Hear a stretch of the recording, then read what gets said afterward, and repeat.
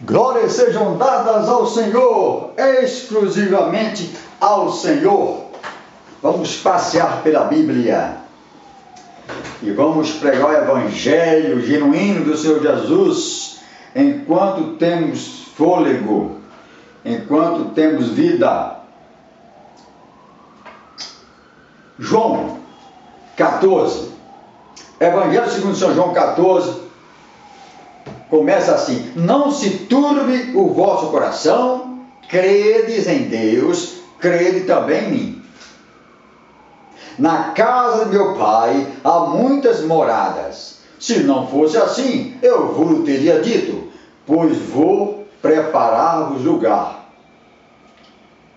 O mediador, nosso advogado, está preparando o nosso lugar pela manifestação, pela atuação, pelo empenho do Espírito Santo em nós, preparando-nos, preparando a igreja para um grande encontro com o Senhor Jesus quando Ele voltar.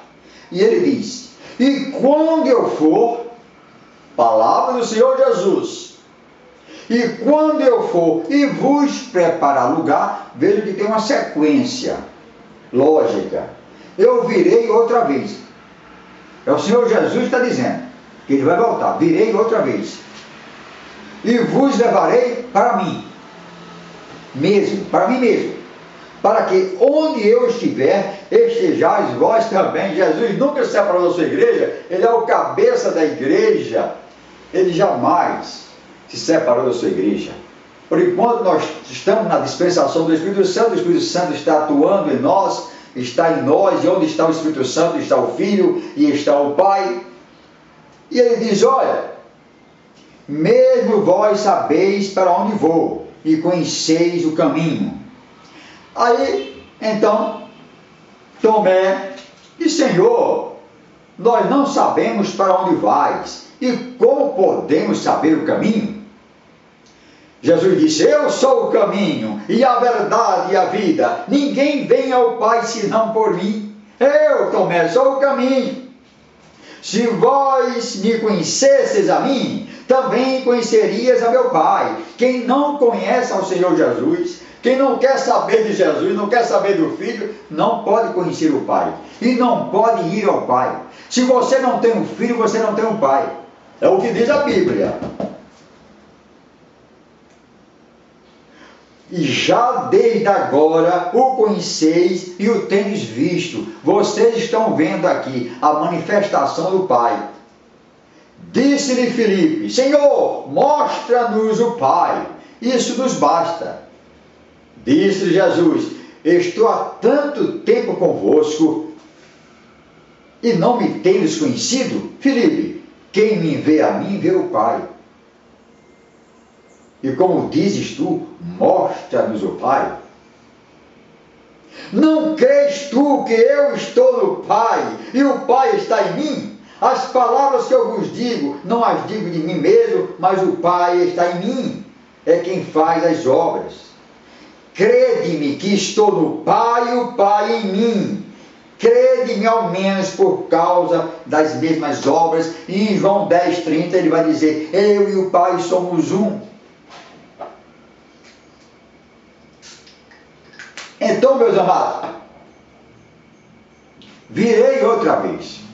Vamos concentrar a nossa reflexão a respeito disso.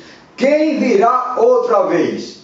É o Pai ou o Espírito Santo? É Jesus. Aqui, claro, o objetivo. É Ele que vai voltar. Para quê? Buscar a sua igreja. Vamos ver. Vamos passear pela Bíblia. Em Apocalipse. No finalzinho de Apocalipse. Capítulo 22. No penúltimo versículo da Bíblia. Versículo 20. Aquele que testifica estas coisas diz: certamente cedo venho. Amém. Ora, vem, Senhor Jesus. Termina com esta oração: vem, Senhor Jesus. Ele diz aqui que quando eu for, e depois de passar o tempo, depois do tempo de Deus, Ele voltará para levar a sua igreja. Está dizendo aqui. E ele fala aqui em Apocalipse, na visão que foi dado a João, na ilha de Patmos, ele diz: eu certamente cedo venho. A Bíblia termina com a promessa de que Jesus breve voltará, a qual João responde: vem, Senhor Jesus. E hoje, como nunca, nós estamos clamando: vem, Senhor Jesus. E às vezes eu fico a perguntar o que é que Jesus está esperando ainda, com tanto infortúnio nessa terra, tanta imoralidade, prostituição, violência, mais do que em Sodoma e Gomorra, mais do que os tempos de Sodoma e Gomorra, muito mais do que os tempos de Noé, quando Deus mandou o dilúvio. Então nós cremos que a volta do Senhor Jesus é uma realidade, mas no tempo não, o tempo é dele, o tempo é do Senhor. Este anseio é também de todos os cristãos verdadeiros. Esta súplica é também uma confissão de que, enquanto ele não vier, nossa redenção está incompleta. O mal e o pecado não estão exterminados e este mundo não está renovado. Temos toda razão para crer que rapidamente aproxima-se o dia em que aquele que é chamado a Palavra de Deus e a resplandecente estrela da manhã descerá do céu para levar da terra os seus fiéis para a casa do Pai, a nossa última e definitiva e eterna morada. E depois ele voltará em glória e triunfo para reinar para sempre como Rei dos Reis e Senhor dos Senhores. Essa é a nossa imutável esperança e jubilosa expectativa. A igreja vive nessa expectativa do retorno do Senhor Jesus. Agora, será que esse mesmo é Jesus que vai voltar? E será que é o próprio Deus que vai voltar na pessoa do seu Filho? Vamos ver. Apocalipse capítulo 1, versículo 8. Aquele que testifica destas coisas, diz certamente cedo vem. Agora vamos ver aqui, nessa passagem. Apocalipse 1, 8. Eu sou o Alfa e o Ômega, o princípio e o fim, diz o Senhor, que é, e que era, e que há de vir, o Todo-Poderoso. O Todo-Poderoso há de vir. Aqui está expressa a divindade do Senhor Jesus. O atributo de ser o Todo-Poderoso é atributo exclusivo da divindade, do Pai, do Filho e do Espírito Santo. Assim como a onipresença e a onisciência. Aqui está a onipotência. Ele virá, diz João 14,3, eu vou e voltarei. Lá em Apocalipse, na visão Apocalipse, que ele diz, certamente cedo vem. Aqui está dizendo que ele é o Todo-Poderoso, que faz essas revelações. Vamos mais um pouquinho. Primeiro aos Tessalonicenses 4. Aí aqui o apóstolo Paulo entra em detalhes. Diz, primeiro aos Tessalonicenses 4,16. Porque o mesmo Senhor descerá do céu. Está falando de quem, né? Jesus. Nós já vimos. Com alarido, e com voz de arcanjo, e com a trombeta de Deus. Aí alguns usam voz de arcanjo aqui, mas ele é um anjo. Não está escrito que Jesus é um anjo. Se a Bíblia diz que os anjos devem adorá-lo. E com a trombeta de Deus, e os que morreram em Cristo ressuscitarão primeiro. Depois nós, os que ficarmos vivos, ou que estivermos vivos, seremos arrebatados juntamente com eles nas nuvens, os dois, a igreja total, visível e invisível, os mortos em Cristo, os que estão em Cristo. Então, estes serão arrebatados e os mortos serão ressuscitados. E então, seremos arrebatados juntamente com eles nas nuvens, a encontrar o Senhor nos ares, e assim estaremos para sempre com o Senhor, para sempre, eternamente com o Senhor. Este é, em síntese, o arrebatamento da igreja. E por fim, Paulo diz, portanto, consolai-vos uns aos outros com estas palavras. É o que eu estou fazendo aqui. apesar das aflições, das injustiças, das perseguições, você que mora aí num país de perseguição contínua, como a Coreia do Norte, a Arábia Saudita, onde é proibido pronunciar o nome do Senhor Jesus, de ler uma Bíblia, assim como eu estou lendo aqui, ó, e publicando, divulgando, essas palavras devem ser um consolo para vocês. Eu não sei se você terá a oportunidade de ouvir, de acessar este vídeo, talvez sim, talvez não, mas aqui está esta palavra esperança. A esperança maior é esta, é a vinda do Senhor Jesus para dar um basta nisso tudo. Glorificado e exaltado seja nosso Senhor e Salvador Jesus Cristo. Mas ainda sobre a divindade do Senhor Jesus, em Colossenses 2:9, existe uma afirmação que é uma pá de cal, é o checkmate. O checkmate, não só esta passagem, mas outra, na incredulidade que leva muitos a desmerecer Jesus Cristo e dizer que ele não é divino, não é Deus, nada disso, não existe trindade.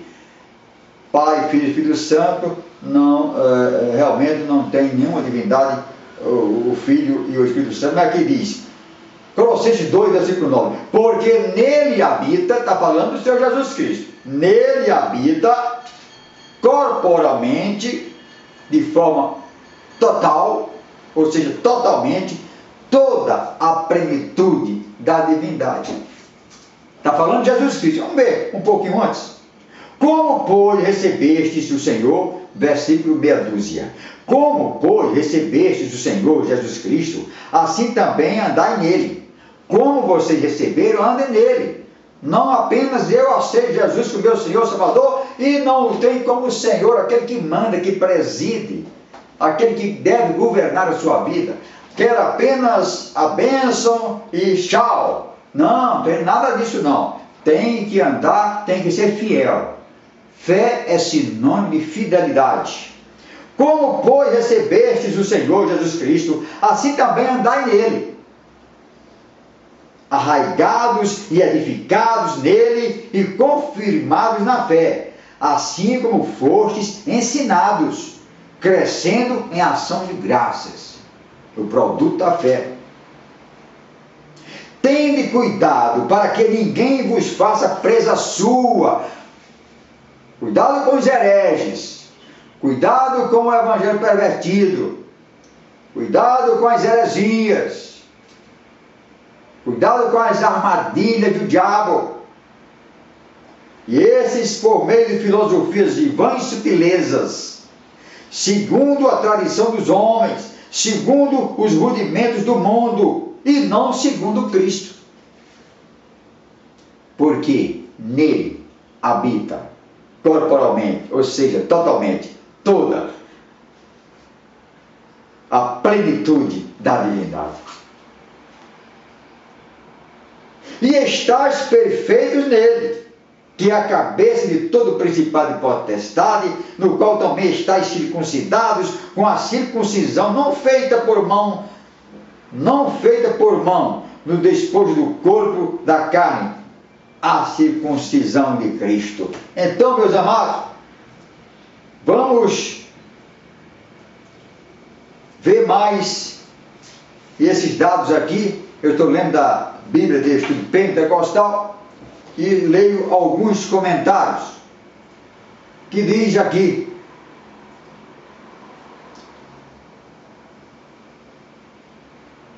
comentário de Apocalipse 2, versículo 8. Filosofias e vãs sutilezas, não segundo Cristo.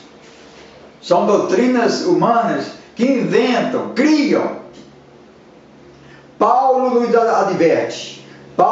adverte a vigiar contra todas as filosofias, religiões e tradições que destacam a importância do homem à parte de Deus e de sua revelação escrita. Nós temos que crer no que está escrito. Não é o que dizem do povo das igrejas, não é o que nós ouvimos. Se não é de Deus, rejeita, coloca fora. Confia na palavra do Senhor. Hoje, uma das maiores ameaças teológicas contra o cristianismo bíblico é o humanismo secular, que se tornou a filosofia de base e a religião aceita em quase toda educação secular, e é o ponto de vista aprovado na maior parte dos meios de comunicação e diversão do mundo inteiro, porque o mundo jaz no maligno. Está assentado no maligno, está dominado pelo maligno. Primeiro, que ensina a filosofia do humanismo. O que é que ensina então esse humanismo? Ensina que o homem, o universo e tudo quanto existe é apenas matéria e energia moldadas ao acaso. Houve uma explosão, e dessa explosão, depois de bilhões de anos, apareceu o homem, surgiu vida. Antes da explosão, eles não falam nada. Mas se explodiu, explodiu alguma coisa. E antes? Quem criou o antes? Mas vamos para lá. Afirma que o homem não foi criado por um Deus pessoal, mas que resultou de um processo evolutivo. É a teoria da evolução. Você foi um macaco. Eu não sei por que não continua a evoluir. Nós paramos aqui. E parou por quê? C.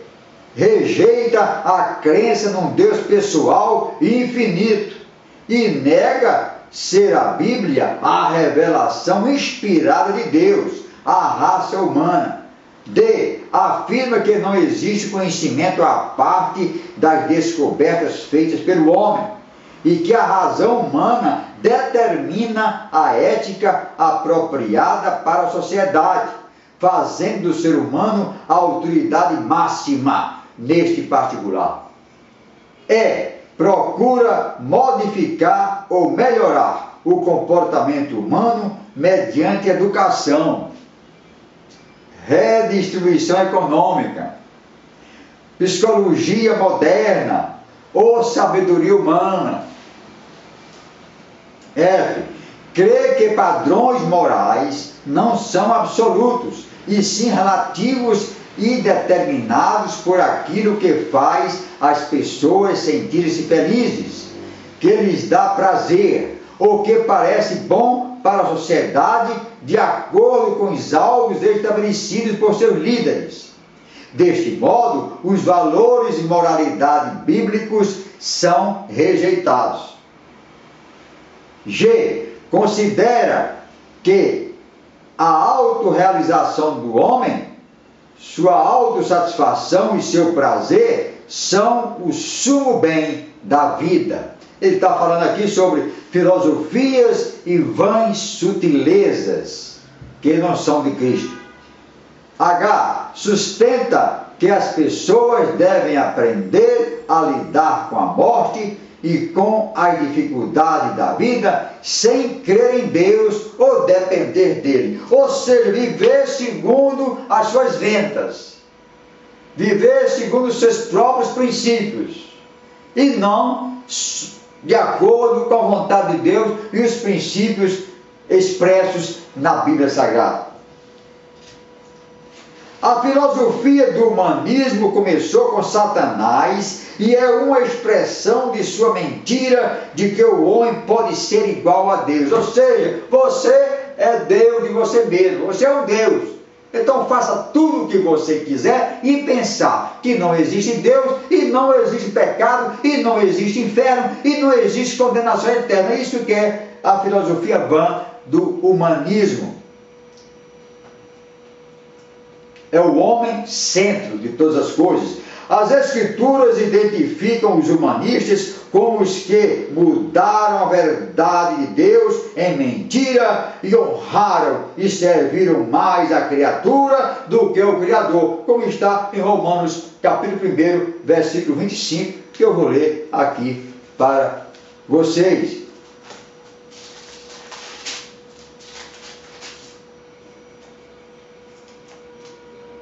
Pelo que também Deus os entregou as concupiscências do seu coração, a imundícia, para desonrarem o seu corpo entre si. Pois mudaram a verdade de Deus em mentira e honraram e serviram mais a criatura do que o Criador, que é bendito eternamente. Amém. Glória seja ao ao Senhor. Vamos mais aqui para essa análise que está na Bíblia do Estudo Pentecostal. Todos os dirigentes, pastores e pais cristãos devem envidar seus máximos esforços em proteger seus filhos da doutrinação humanista, desmascarando-lhes os erros e instilando nas mentes deles um desprezo santo pela sua influência destrutiva. Então, meus amados, cabe aos pais, muito cuidado com o que o seu filho está aprendendo. Está aprendendo com quem? Está recebendo estudo bíblico de quem? Aqueles que batem a sua porta: ei, eu quero ensinar a Bíblia, eu quero oferecer um estudo bíblico. Mas esses que batem a sua porta vêm da parte de quem? De Jesus Cristo? Enviado pelo Espírito Santo?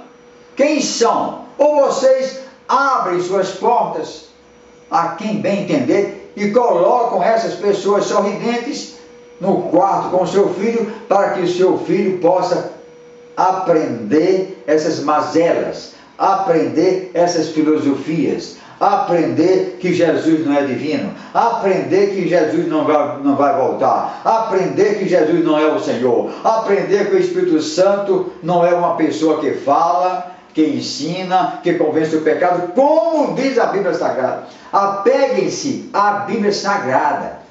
E todo livrinho preto, tenha cuidado, nem todo livro com capa preta ou vermelha contém a autêntica palavra de Deus. Tem que ter escrito Bíblia, Bíblia Sagrada ou Bíblia.